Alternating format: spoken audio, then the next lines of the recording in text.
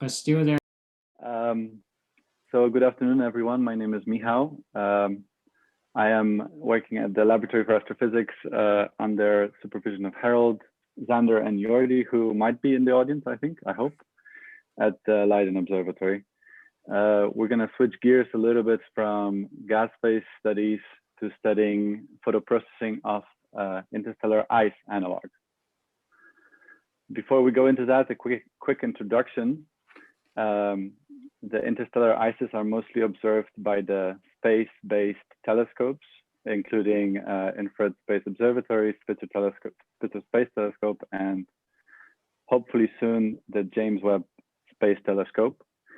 You can see a typical absorption spectrum of ices that is going to be in the infrared regime. And what you should notice is that the bands, the absorption bands in solid state are quite wide. And if molecules have similar structures, their signatures will be very close by, almost overlapping, which doesn't make the detection easier. The temperature ranges in which ices are detected go from 10 to 300 Kelvin, and then the density in the environments where they are detected goes all over the place from 10 to the 4th till 10 to the 10th molecules per centimeter cube. And these ices, of course, also experience all kinds of processing, including UV and cosmic ray radiation. Main constituents of the ices, starting off with water. Then with respect to water, everything is less than 25%. So we have small molecules like CO2, CO, methanol, ammonia, and methane. Something you should, the way you might consider the ices on the dust grains, you can think of them as astrochemical factories. So you definitely follow the bottom-up approach, and you start off with atom accretion, the atoms reacting with each other, forming molecules, and then these molecules can undergo further reactions and then increasing the complexity that we see in the ice. So our initial research questions were the following. Can we characterize and distinguish between different simultaneous processes that are taking place in the ices? And to be specific, we're looking at photon-induced processes, that is desorption, dissociation that later leads to an increase in chemical complexity. So that's one question we have asked. Another one is, how far can we push the chemical complexity when we irradiate simple interstellar ice analogs? And that will be also very relevant to PEHs, but I will get to that a little bit later. So let's introduce the methods. It is going to be a purely experimental study, and here you can see the system called matrices at our observatory in Leiden. What's in it? It's an ultra-high vacuum system that allows to deposit ices or solid state or features that would be representative of interstellar ices on a gold-coated substrate. The substrate is at 20 Kelvin. And then the method with which we probe the ice is a combination of laser desorption and time of flight mass spectrometry. To represent the energetic processing of interstellar ices, we use a vacuum UV lamp or a microwave discharge hydrogen lamp. Let me walk you through a sample experiment. Step one is we deposit the ice of interest. It could be something simple like methane or acetonitrile. It could be a large species as well. The temperature, as I said, is 20 Kelvin, and the ice thickness is somewhere between 20 and 100 monolayers. After we have the ice deposited, we have to make sure that we know what's in it and if there are any contaminations. And for that, we use our analytical technique, which is laser desorption. And what that does, this laser beam incident upon our ice, it ejects things from solid state into gas phase, which you can see represented here with this greenish plume. This plume is fully ionized by electrons from an electron gun, and then using ion optics extracted into the time of flight. As a result, you get a spectrum that looks like this. So on the x-axis, there is mass to charge ratio. On the y-axis, you've got intensity. The reason why you see more than one peak, and in this particular case, I'm showing a spectrum of pure acetonitrile. Its parent mass is 41, which corresponds to the molecular ion here, which is the most intense. And the other peaks correspond to a fragmentation pattern that is induced upon ionization.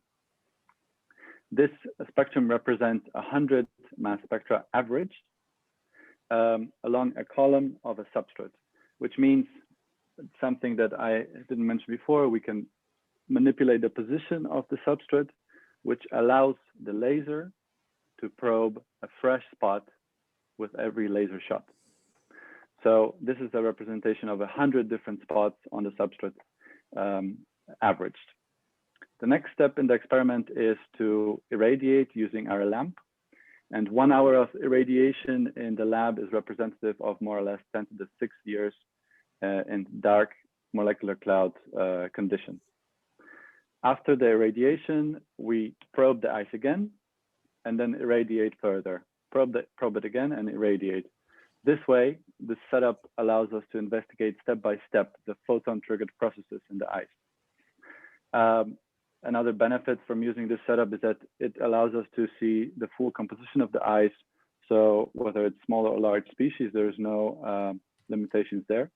Also, the sensitivity is on a good level, and it allows us to detect molecules of 0.05 monolayers, or in other units, it's 5 times 10 to the 13th molecules per centimeter squared.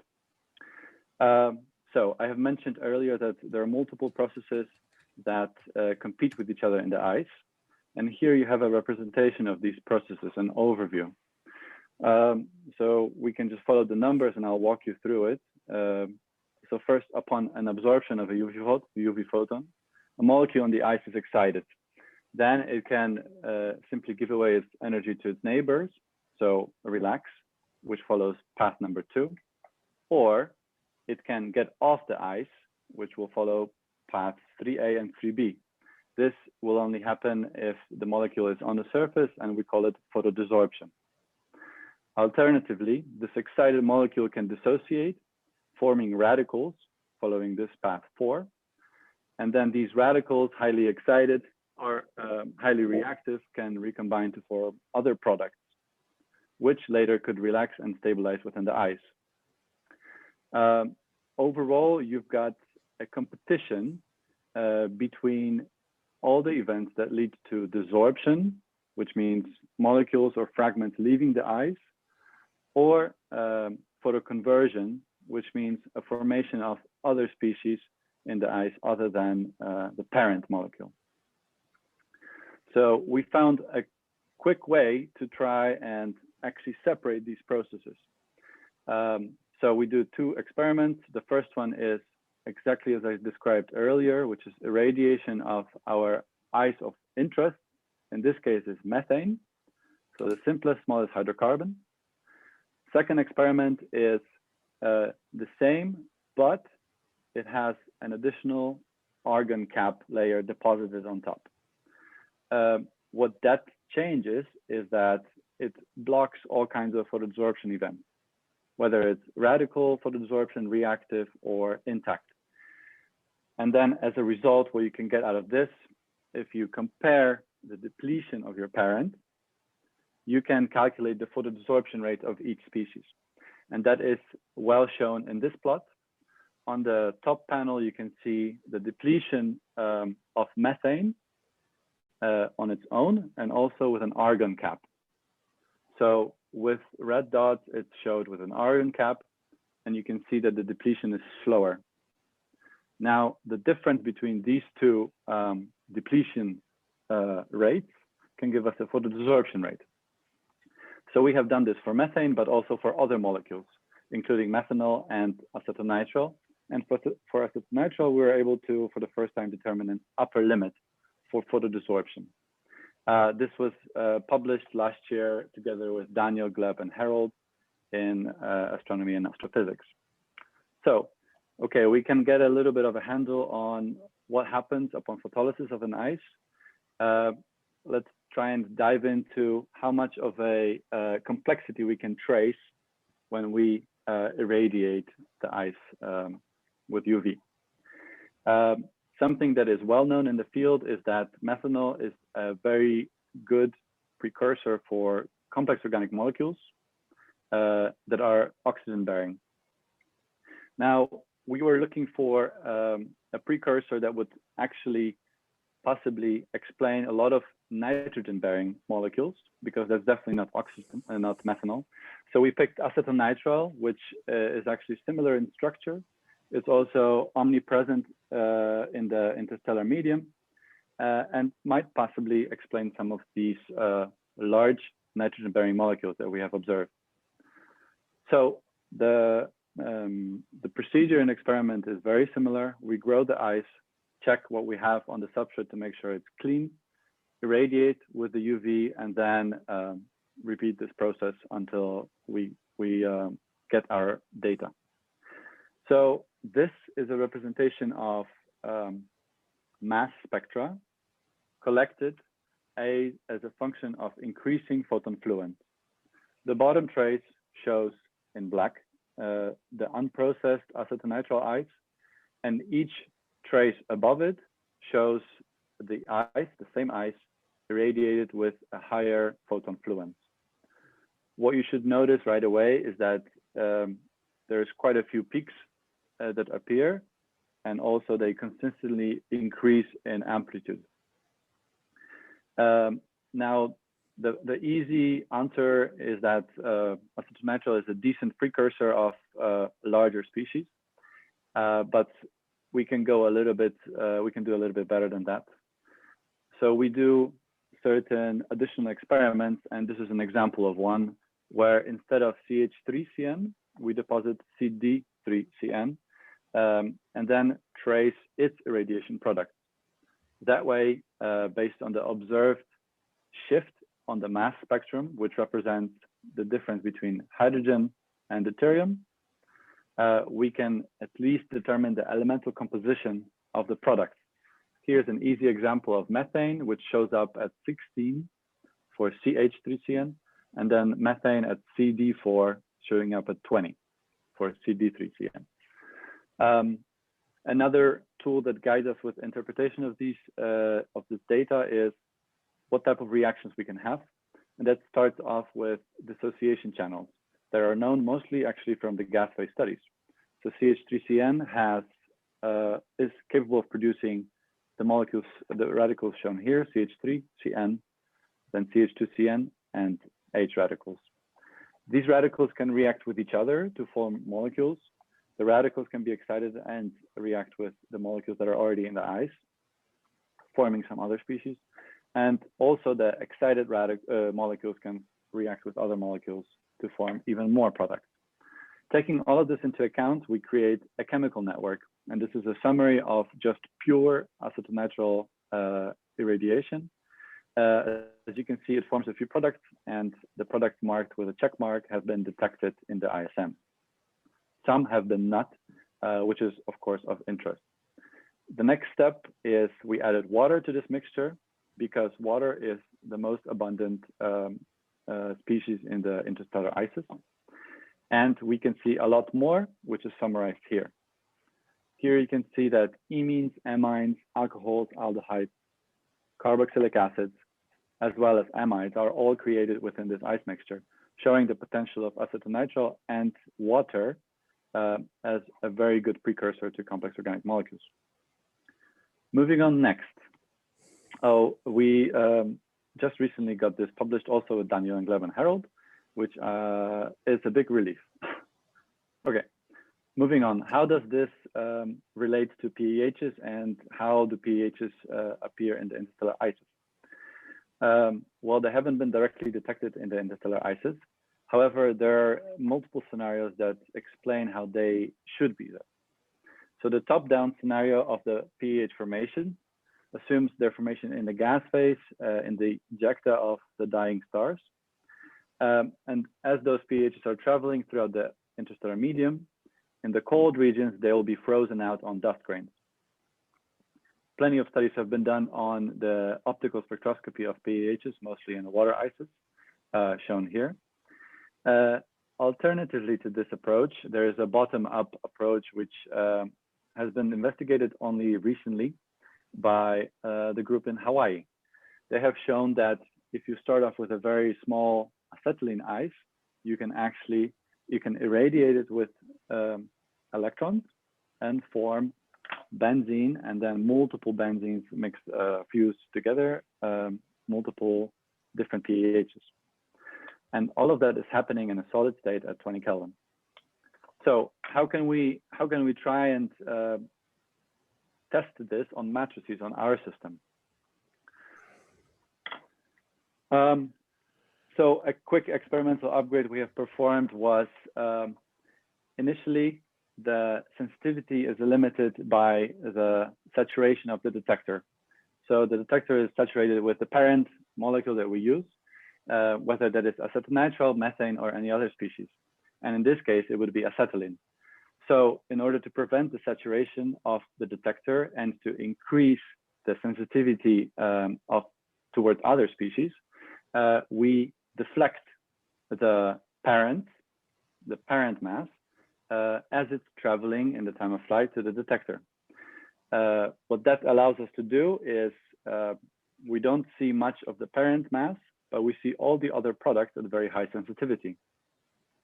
And this shows an example of how we indeed get rid of the parent mass. Here is an example on argon. What you see here is that this decrease in the intensity corresponds to the actual dip in the voltage. So we basically kick the ions of the parent and then get rid of those ions, but everything else remains sensitive. So that's exactly what we wanted. And then we apply this approach to acetylene.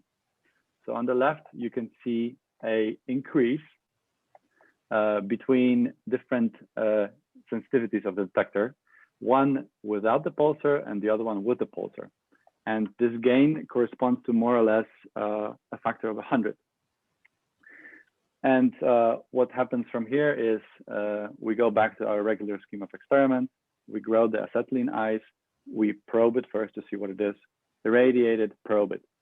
And then a test experiment that I would like to share with all of you guys, and then I'll be done, is actually irradiation of acetylene ice with the pulsar. So we get rid of the parent ion as much as possible. And then we're a lot more sensitive to products at lower abundances that we normally wouldn't see. And what you see here is starting from C2H2, in 8 minutes of irradiation, you can build up to molecules carrying 15 or 14 carbon atoms. The analysis of this mass structure will take some time, but it is clear that the most stable molecules are formed immediately. And it's just an exciting upgrade to the setup. So to be continued on that story. And this is just a comparison for masses of pHs detected in the study of Ralph Kaiser in Hawaii. To sum this part up, we have been investigating the bottom-up formation of pHs, starting off with acetylene ice and then irradiating it with UV. Summary, we have showed that we can distinguish between photodesorption and photoconversion in the solid state during the solid state photolysis of different complex molecules. We have also identified the complexity that can be created when irradiating acetonitrile and acetonitrile with water. We have upgraded the sensitivity of matrices by a factor of 100. And then the plan is to understand and possibly identify hydrocarbons, possibly pHs that result from the photolysis of acetylene. The next plan or the outlook would be to add atoms/functional groups, which a lot of you have touched on previously today. With that, I would like to thank my supervisors, Harold, Sander, and Jordi, Special thanks go to Gleb and Daniel, who have helped me out a lot with all this work, and also other groups, other members of our group and the support staff in Leiden, as well as EUROPAH, NWO, and the University of Leiden. Dziękuję.